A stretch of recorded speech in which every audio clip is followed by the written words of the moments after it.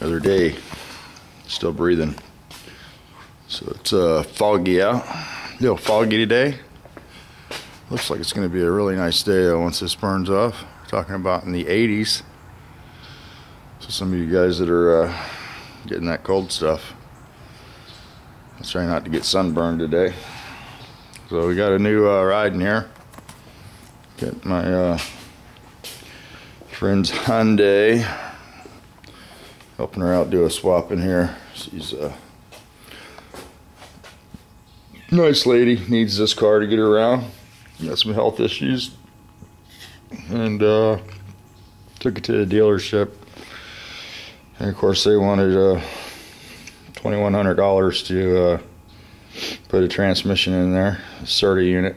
And I didn't really diagnose this tranny. There's one in the trunk, but if you own a Hyundai, almost 75% of the time if the transmission starts acting funny, there's a hose right under here that's buried by everything that sits over here, the air filter, this all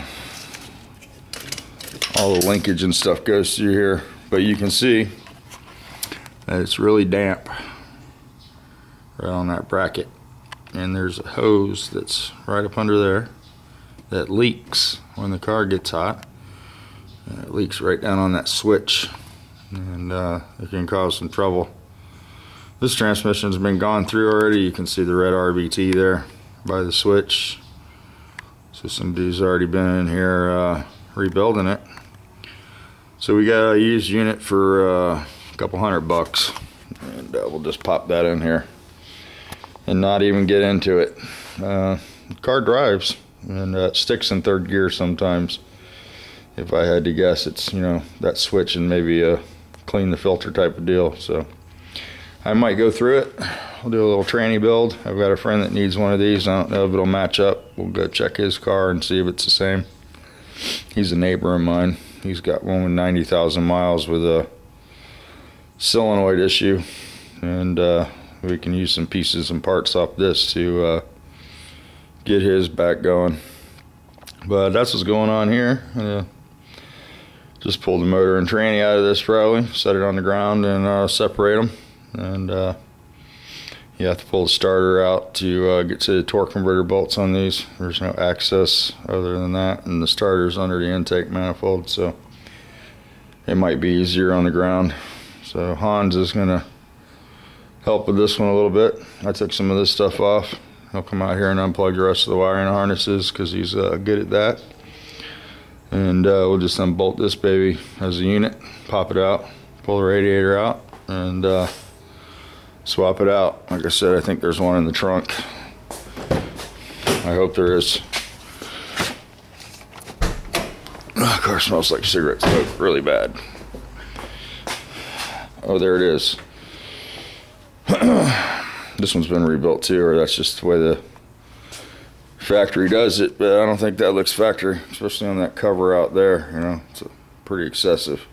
Most training guys won't do that because one little piece of silicone can get into a valve or a passageway and just make a transmission stop working. So there's way better alternatives than silicone on transmission for sure.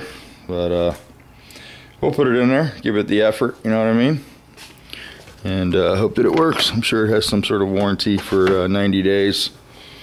So yeah, got to get some axles for this too. Both the axles are bad, and I think they sort of suspected that. Like I said, I didn't drive the car. I just pulled it in and it was kalak-kalacking, and all the boots are ripped up. So rather than tear those down and stuff, we'll just order some rebuilts in, 2 of them, and exchange those out. They're pretty cheap. Cheaper to get the whole axle than it is to start sourcing parts and do all the labor. The labor is what kills you in mechanical work, well, anything. But yeah, so that's where we're at. That's what's going on. Gonna keep this sort of short. Probably take a ride in the bus this morning and ride over to Orlando and pick up some parts to finish up this motor. I need to get this done. I'm probably gonna work on this tomorrow and get this put together I need to finish this up, whether the guy takes it or not. This is a Super 1600. Instead of ported heads, heavy duty valve springs, solid shaft rockers. I gotta wash all these parts again because they've been sitting up here for a while. Here's some of the stuff. Some piston cylinders, some all piston cylinders. Got a 30 millimeter pump, and the cam's in here. It's a C35. I was thinking I'm just gonna leave that in there. I was thinking about building a really crazy 1600, putting even a bigger cam in there, but as soon as I decide to do that, the guy will want the motor, and I'll have a 1600 with a huge cam in it. So I'm just gonna put the C35 in there. It's a nice little cam, works really good. We use one of those on Ken's motor, and I have one in the bus. Actually, that's a K8 in the bus with stock rockers, and it just has a little smoother profile on the lobes of the cam. It's built for high lifts instead of a 1-to-1 grind like a C35, but you can put high lifts on a C35 too because it has a really good lobe design. And it's real similar to a 110, but it's much less aggressive on the valve train. That's why I like to use those. But yeah, so you might pick up a pulley for this, a new front pulley. And I've got an alternator, but I'll probably put a generator on this one because I have a stand for a generator. Basically, I just need to get a new degree pulley for the front of it.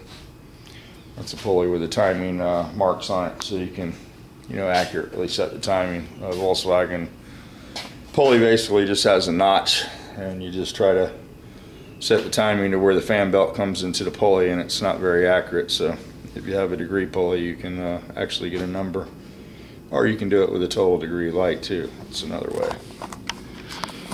Anyway, the cats are hanging out. Got a little piece of metal for the thing. I left yesterday. Had a little issue with the tail light, and a few other little odds and ends. I got another video to stick up, but I got to get this metal cut out in 2 nice squares, cut some holes in the center, and then they have some friends that do bimini tops. That's adjusted sewing the metal in both sides of the tear, and then pop rivet in place, or however you could sew it. That would reinforce that area where it's tearing and eliminate it from ripping. Figure you could paint that black. And again, I'm not a top guy, just trying to help out there.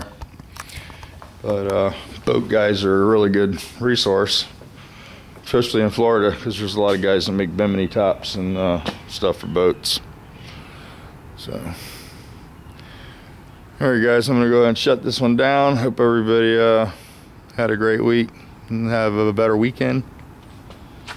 And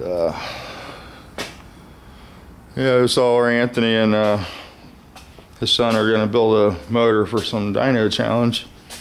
This motor over here made 24 horsepower on the dyno. Maybe I'll take it apart. It turns about 10,000 RPM. It's got a longer crank and a long rod and a 2-ring piston in it, and it's been sitting on the shelf for years. It's sort of a stock appearing motor, and the only rule was you had to run the stock flywheel, and that was sort of a stupid rule because turning 9,600 RPM, the flywheels explode on these things, and this thing revs up so quick that it's exploded a couple flywheels in the pits before. That's why this 10's all exploded. But this motor would be much safer with like a, an aftermarket aluminum flywheel with a 3-horse coil bracket, and a few upgrades to make it safer. Now that it's not racing in the stock appearing class, it could use a billet head too, because it runs on nitromethane, and it'll blow the cylinder head right off of them if you get too much nitro. I used to build a lot of these for junior dragsters and go-karts. I used to really like building them when they were Briggs, and I got super uncomfortable building junior dragster motors that were like $7,000 to $8,000. So I stopped doing that because junior dragster parents are very demanding, and I built a couple of those that were in the $7,000–8,000 range, you know, aftermarket blocks, 4-inch bore, Chevy piston. Some of those make about 50–60 horsepower one cylinder. Pretty impressive. But you can spend some serious cash on a little flathead Briggs & Stratton motor. But, so anyway, let me shut this down. Like I said, I'm going to jump in the bus and take a little ride this morning to Triangle.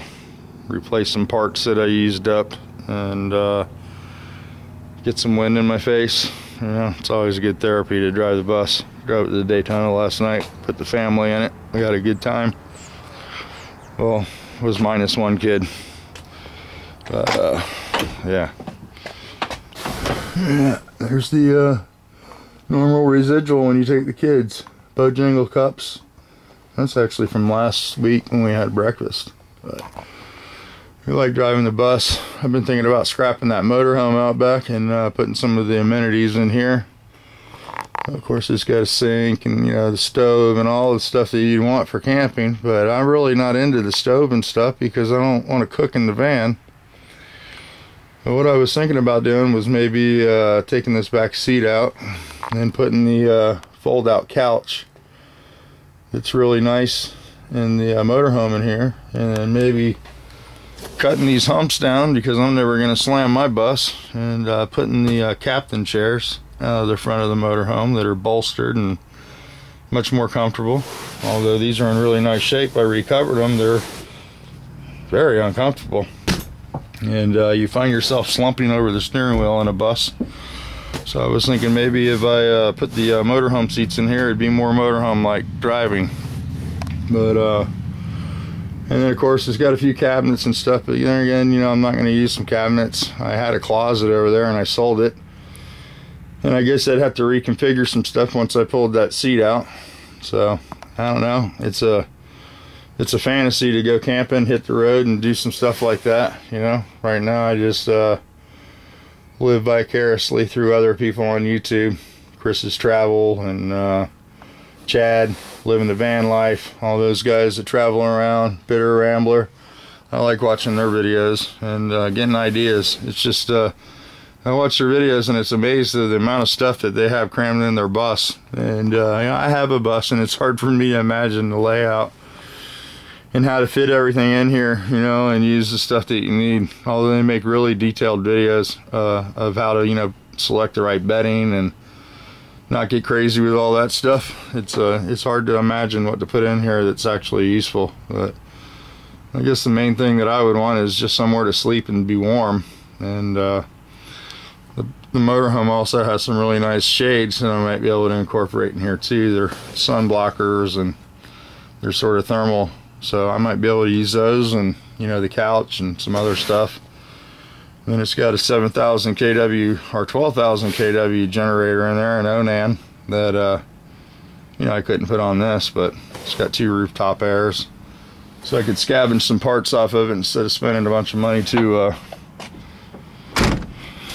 rehab it and strip it down.